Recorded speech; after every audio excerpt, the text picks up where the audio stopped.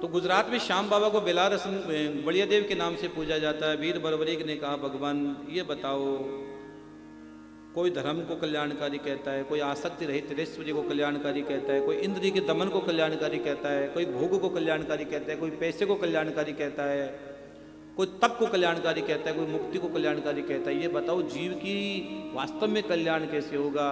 तो भगवान नारायण कहते हैं, श्री कृष्ण कहते हैं, सुनो, वत्स पृथक पृथक प्रोक्तम वर्णानाम श्रेय उत्तमम ब्राह्मणानाम तपोमूलम दमो अध्ययनमेव च। वस्त्र वर्ण और जाति के अनुसार अलग अलग उत्तम कार्य बताए गए हैं। ब्राह्मणों के लिए तपस्या करना, तप करना, इंद्रियों का दमन करना, पढ़ना और धर्म का उपदेश करना ही कल्याणकारी बताया गया है। और फिर क्षत्रियों के लिए क्या बताया गया है? पहले बल अर्जन करना क्षत्रियों के लिए कल्याणकारी बताया गया है। और उस बल अर्जन करके क्या करना है बल का? दुष्टानाम शास्त्रम चापि साधुनाम परिपालनम। दुष्ट लोगों को दंड देना और संत लोगों की सत्पुरुषों की रक्षा करना, ये क्षत्रियों का धर्म बताया गया है। और वैश्य के लिए व्यापार करना, खेती करना और पशुओं का पालन करना बताया गया है। और शूद्र के लिए तीनों वर्णों की सेवा ही कल्याणकारी बताई गई। तुम क्षत्रिय हो, तुम बल अर्जन करो हे वीर बरबरीक। उसने कहा बल कैसे प्राप्त करूं? कुछ शिव और शक्ति की पूजा करोगे तुम्हें बल की प्राप्ति हो जाएगी। कहाँ जाऊं? कि गुप्त क्षेत्र में जाओ, महिसागर के तट पर जाना। वहां नारद जी ने 14 देवियों को इकट्ठा कर दिया है। 9 दुर्गाओं को 14 देवियों को इकट्ठा नारद जी ने कर दिया है। वहां जाकर महिसागर के तट पर जाकर तप करोगे, तुम्हें समस्त देवियों की कृपा, थोड़ा सा दे दे, थोड़ा सा, तुम्हें सब देवियों की कृपा तुम्हें प्राप्त हो जाएगी। कस्मिन क्षेत्रे च काम देवीं कथारा। मैं कहाँ जाऊं और कहाँ जाकर तप करूं? कि महिसागर के तट पर जाओ। उन्होंने भगवान को प्रणाम किया और भगवान ने घटोत्कच से फिर कहा, घटोत्कच सुनो, ये तुम्हारा बेटा है ना, इसका हृदय बहुत साफ है। श्याम बाबा का हृदय बहुत साफ है।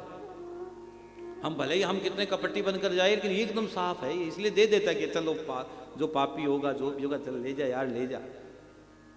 हाँ, ये बहुत जानता ही है। मत ना छुपाना मन की बत्तियां, तुमको लगा लेगा ये छतिया। भगवान के पास जाकर मन की बात बोल दो।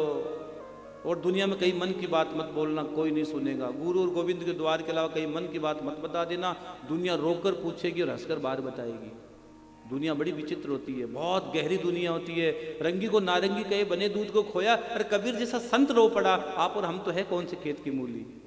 बहुत गहरी बात बता रहा हूँ। दुनिया में गुरु और गोविंद के अलावा कहीं अपने दिल और मन की बात मत शेयर कर देना। बहुत हमेशा मुस्कुराते रहो, प्रसन्न रहो। अगर वहां जाकर रास्ता नहीं मिला तो कहीं चले जाना, रास्ता मिल ही नहीं सकता। दुनिया में कोई ऐसा दरबार नहीं है, ऐसा द्वार नहीं है, इससे बड़ा को द्वार हो। गुरु गोविंद दो खड़े काके लागू पाओ, बलिहारी सदगुरु आपने जो गोविंद दियो बता। रास्ता बताने वाला चाहिए ना। ट्रैक पर चलोगे तो वहां तक पहुंच जाओगे, और ट्रैक से निकल जाओगे तो पतन चलते रहोगे, चलते रहोगे। वो बैल सुबह से शाम तक चलता है। हाँ, कई लोग चलते ही रहते, पता नहीं कहाँ चल रहे हैं। ये कोई एक कथा है मथुरा की, मुझे पढ़ रहा था कि चौबे जी दो चौबे जी थे, चौबे जी, उन्होंने पढ़िया तो भांग का भाव लिया और रात भर चप्पू चलाए नाव में बैठकर। रात भर चप्पू चलाए नाव में बैठकर, सुबह उठा तो वो नाव वहीं बंदी थी और वो रात भर चप्पू चलाते रहे। देखा सुबह उठकर तो नाव का रस्सा खोलना भूल गए। बताओ, नाव का रस्सा नहीं खोला, रात भर चप्पू पर चप्पू चलाए। बस ये हमारे साथ हो रहा है। हम चल तो रहे लेकिन दिशा नहीं है, दिशाहीन होकर चल रहे हैं। जिस दिन दिशा का पता लग जाएगा उस जीवन का आनंद बन जाएगा। मैंने कई बार कथाओं में कहा है, एक गुरुजी के पास एक चेले गए, गुरुजी मुझे कुआं खोदना है, कितने फीट में पानी निकल जाएगा? गुरुजी ने कहा जा 100 फीट में निकल जाएगा। उसने 100 फीट खोद दिया, आया गुरुजी, पानी नहीं निकला। आप तो झूठ बोलते हो। गुरुजी ने कहा चल मेरे साथ। दोनों गुरु चले गए, जाकर देखा उसने, चेले ने 5 गड्ढे खोद रखे थे, 20-20 फीट के। 20-20 फीट के 5 गड्ढे खोद रखे थे। 100 फीट तो खोद दिया, एक जगह चोट नहीं हुई, एक जगह नहीं खोदा, पानी नहीं निकला। हमारी हालत भी यही है भैया, इधर उधर जहाँ लगे वहाँ चले जाते हैं। फिर जितनी एनर्जी हमको मिली वो नष्ट हो जाती है हमारी। एक साधे सब सदे, सब साधे सब जाए, ये जीवन का नितांत सच है। इसलिए जाओ तप करो। वीर बरबरीक ने भगवान को प्रणाम किया और वीर बरबरीक को भगवान ने एक नाम दिया सूर्यदेव। तो श्याम बाबा का एक नाम और हो गया सूर्यदेव।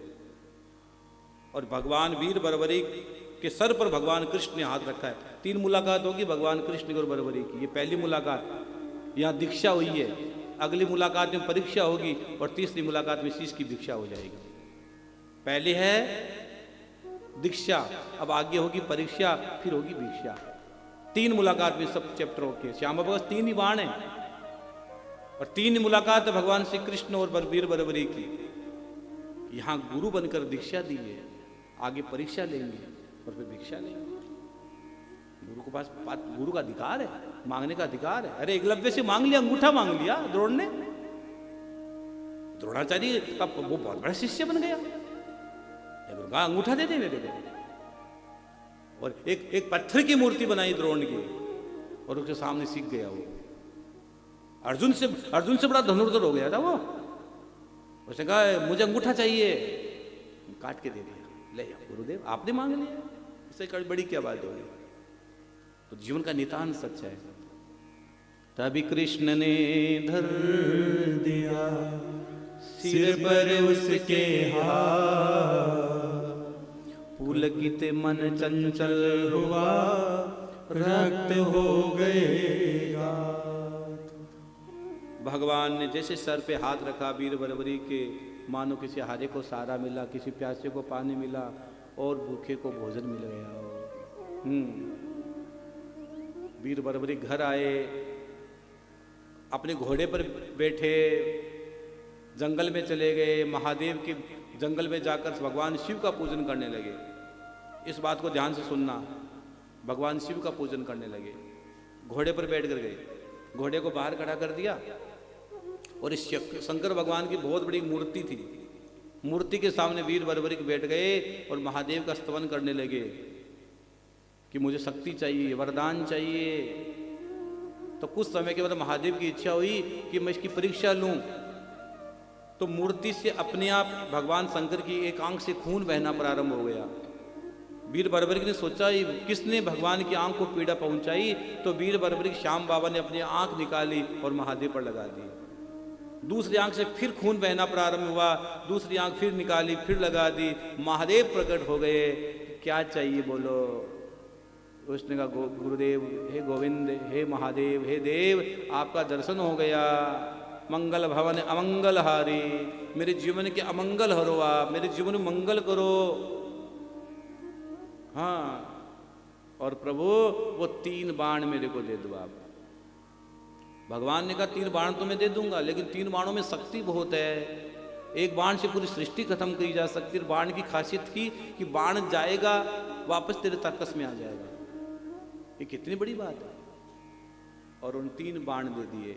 जीवन में इस यहाँ संदेश महादेव करते हैं, वीर बरबरी सुनो, जीवन में शक्ति मिलना बड़ी बात नहीं है, लेकिन शक्ति का उपयोग होना बहुत बड़ी बात है।